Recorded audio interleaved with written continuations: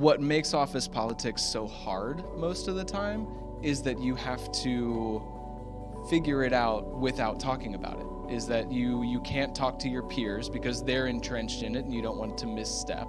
And nobody outside of the organization really gets it. So yeah, you're left to fend for yourself. You can't talk through things. You can't ask questions. You literally have to navigate the politics strictly by inferring what is unspoken. Right. It's so difficult.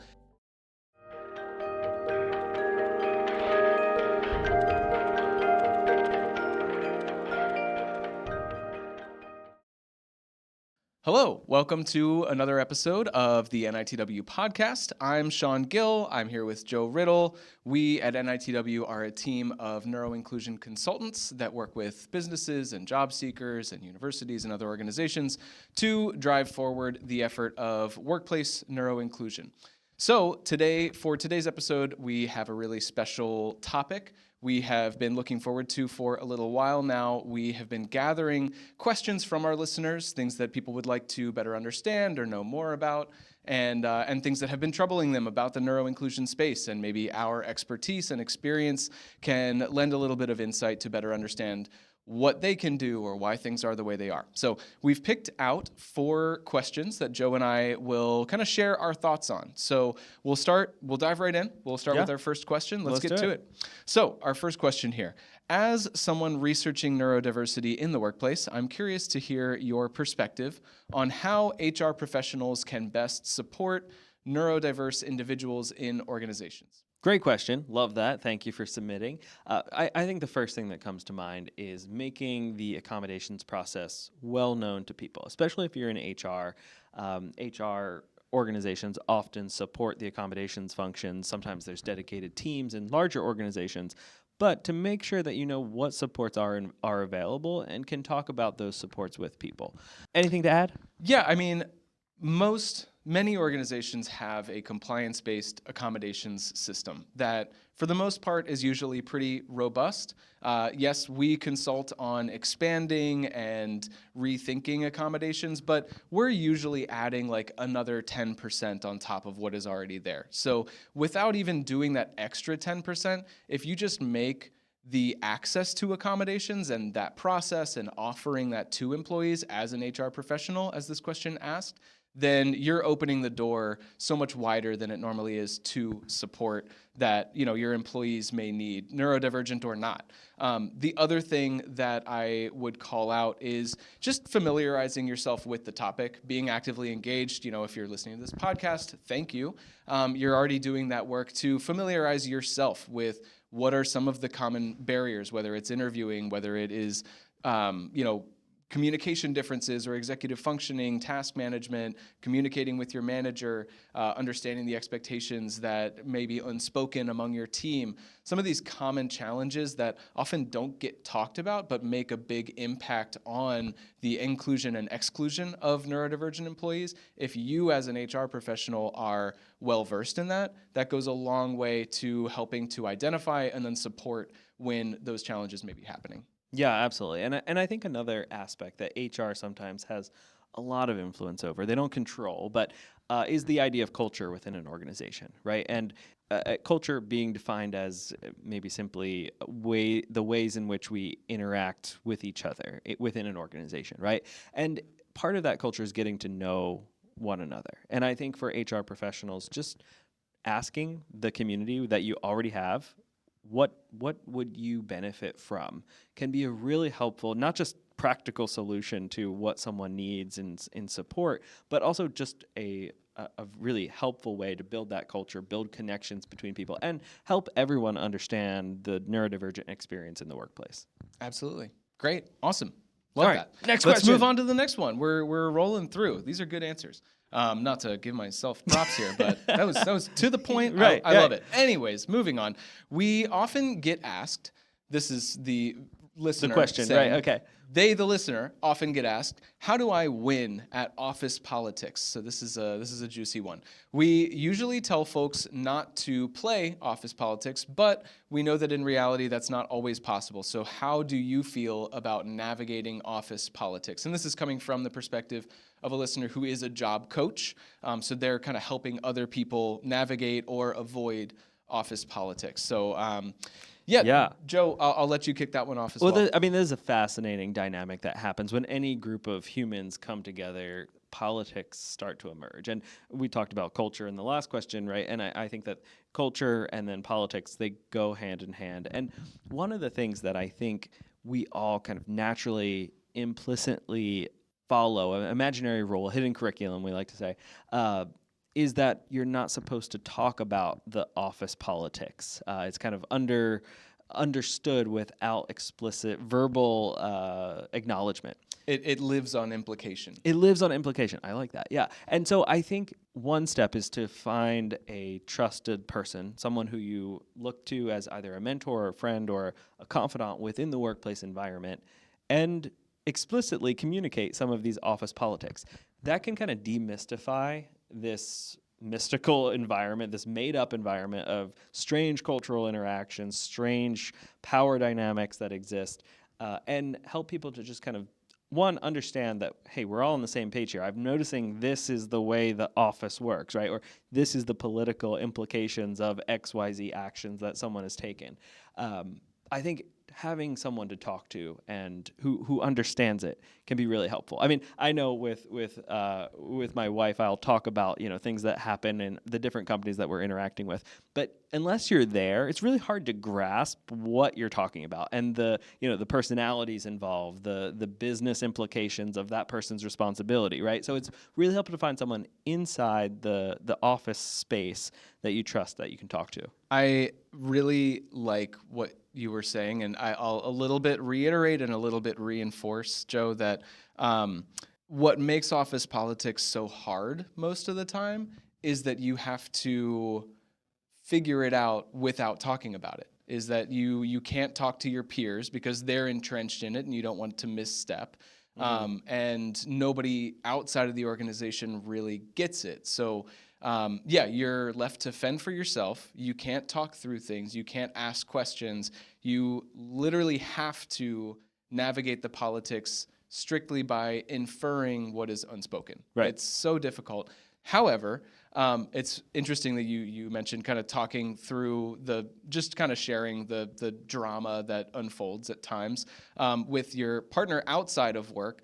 I do the same sometimes. Right. And actually, I find it really insightful sometimes because I'm entrenched in, this scenario where somebody said this and this person feels that. And here I am silently at my desk trying to figure out what I should do.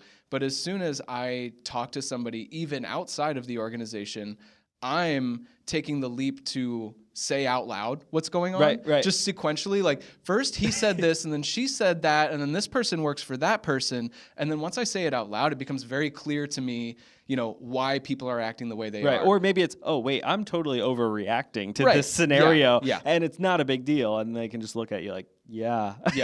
But literally, just being able to talk it out with somebody, internal or external, can help chip away at some of that mystery, that mystique. Right.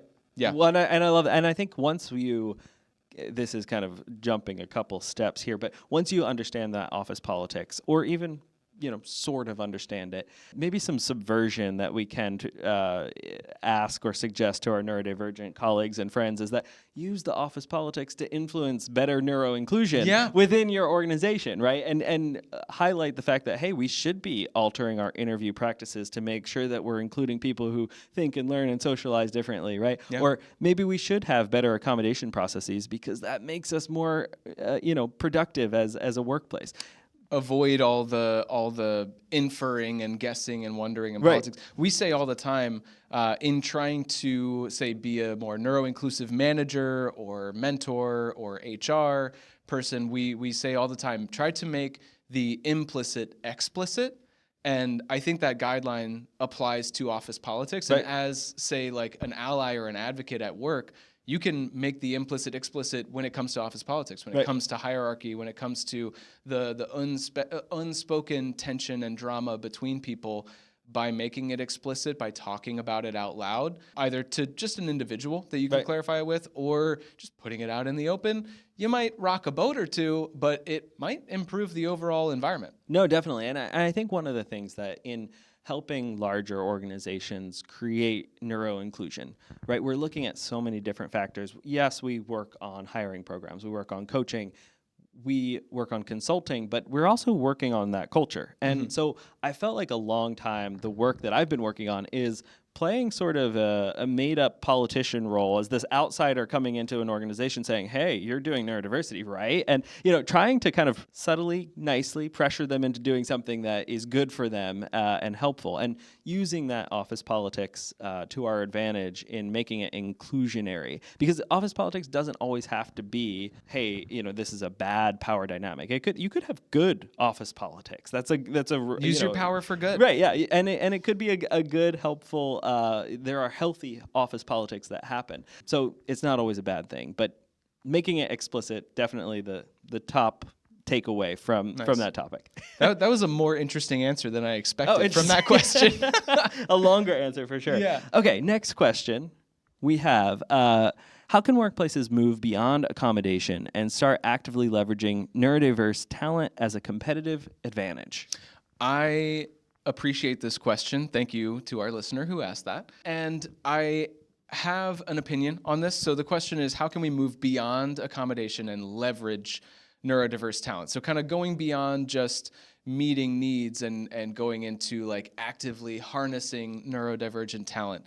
And I would actually kind of challenge that to say, if you are being accommodating, if you are doing all the steps to level the playing field simply and make, the neurodivergent folks within your workplace who statistically we know are there, if you're doing the accommodations part, if you're leveling the playing field, then you are already leveraging neurodivergent talent. Right. It's not something that you need to level the playing field and then start leveraging. No, it's taking advantage of neurodivergent talent is actually kind of a passive thing. Right. Once you level the playing field and those folks have a chance to contribute evenly and you have an equitable, diverse team of perspectives, that is the advantage. You are leveraging it. Love that. Yeah, and I think to add on, I think a lot of people would maybe be looking for you to say something like, well, if you go into XYZ skill set, you're going to, utilize the unique skills of neurodivergent talent. That's a somewhat stereotypical answer, right? We don't want to highlight the idea that because you're neurodivergent, because I'm neurodivergent, we have this superhuman capability for X skill set, right?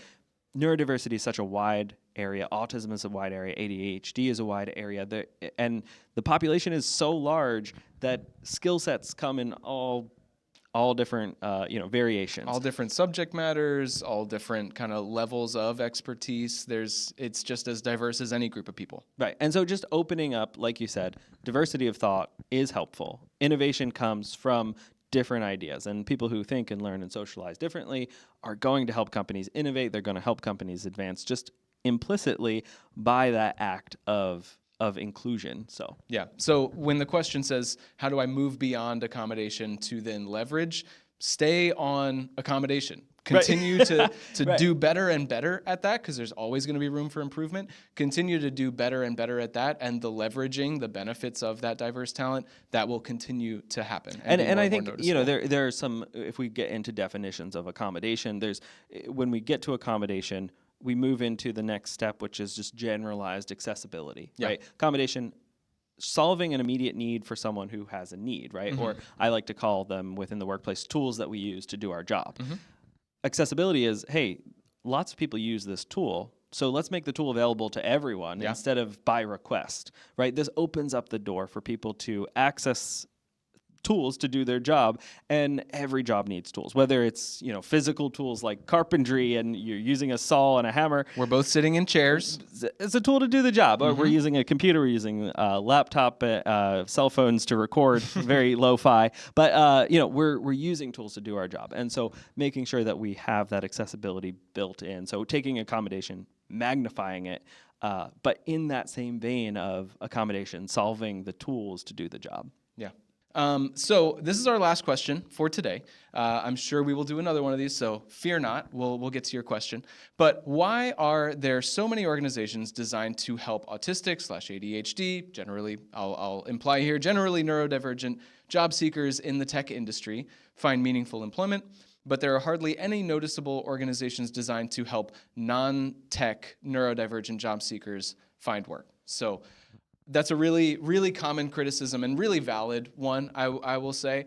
We'll kind of try to broaden the perspective here and kind of give you what we have seen over 10, 11 years in this work. But I want to give credit to, like, that is a fair observation. You're not hallucinating that disparity there. But Joe, I think you have kind of an initial take on why that may be. Yeah, well, I think we see tech companies and tech finance companies really attracted to the idea of innovation. And this is obviously it's a very buzzy word. It has a very loose definition of change and progress. But we see that tech companies have invested in that. So that's one element to understand that they've been chasing that innovation. And neuroinclusion is a great way to innovate because it opens up your company and organization to different ways of thinking, learning, socializing. And I want to counter, focusing on innovation is not a superpower. Right, not a superpower of that we're making. Neurodivergent we're saying humans, these are, by bringing in all kinds of perspectives, as we were just saying. This isn't that there's a innovative superpower that lies within this community. Right. It's just something that is kind of a consistently strong value of tech companies. Right. And something that diversity and inclusion aligns very closely with. Exactly. And so I think that when we look at that, we've seen that tech companies are seeking neuroinclusion programs. They're seeking work with us. We have a large representation of our portfolio of partners who are tech companies or tech finance companies, right? So that's the one part of the equation. But I think that what this listener's question is getting to the heart of is that overall, the amount of companies participating in neuroinclusion efforts is so remarkably low that I think that some statistical bias starts to happen, some anomalies start to appear. Yeah, if you have 5 tech firms and 1 law firm, that feels like such a massive imbalance because there's only 1 law firm. But still, 1 law firm out of 6 programs is a pretty significant representation. Right. And so, we started this, pursuit of trying to get more companies to do neuroinclusion work. We weren't seeking tech companies. We were seeking anyone who would be willing to work on this topic. And so I think that the question, for small nonprofits like us, we're going where people are going to want our services and they're going to want to use our ability to connect with the neurodivergent population for employment, right? We need more companies to want to work with us. We need more organizations to say, hey, this is important, we're going to dive in. And there has definitely been a oversized population of tech companies who have said, this is important, this is critical, let's do it. But this is where we see that disparity start to emerge. It's not the organizations like ours, not to deflect blame or anything, but it's not us saying, hey, we're going to work with tech companies. Now, we have seen some organizations pop up that say, hey, we're going to do some skill building for, the workforce readiness in technology of some sort, right? But again, it's to meet the demand that is coming from the employer side. And so the challenge, I think, in this space is to create more demand from all kinds of companies, to diversify. Because we would love to get some more artistic jobs placed in our work. We would love to get some more creative jobs at public-facing.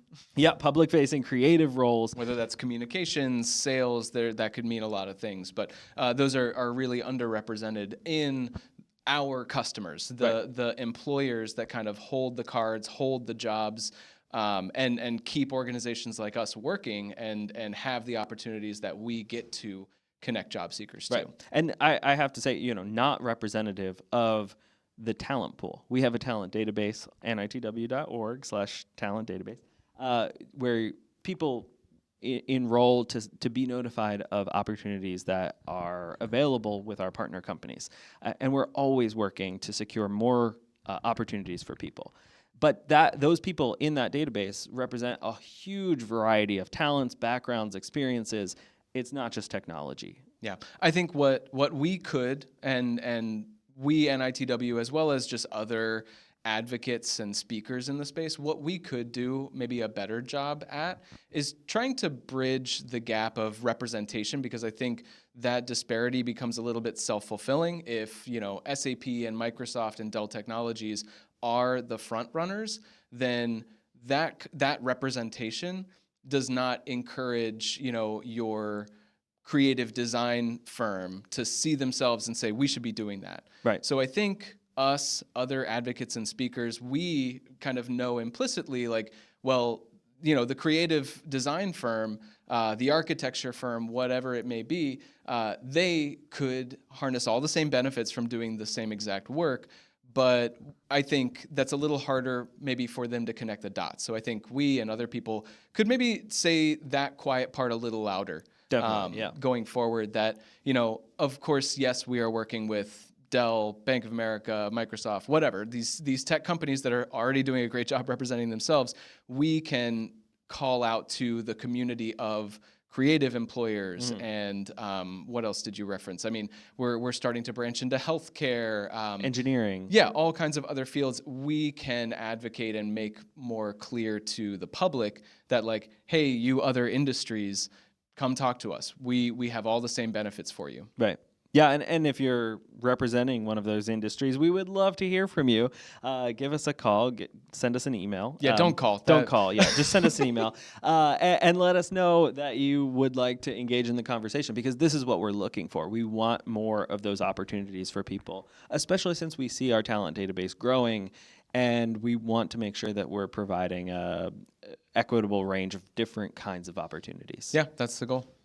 Okay, well, that wraps up our 4 questions for today. I appreciate you all listening. Thank you, Joe, for talking through these with me. This was really fun. I hope we'll get to do more mailbag episodes, because I love getting to hear what's on people's minds. We talk internally all the time, circling around the same things a lot of the times, but it really helps to get some questions that challenge us and our perspectives and our experience. So thank you all for submitting questions, and we look forward to doing some more next time. Thank you all.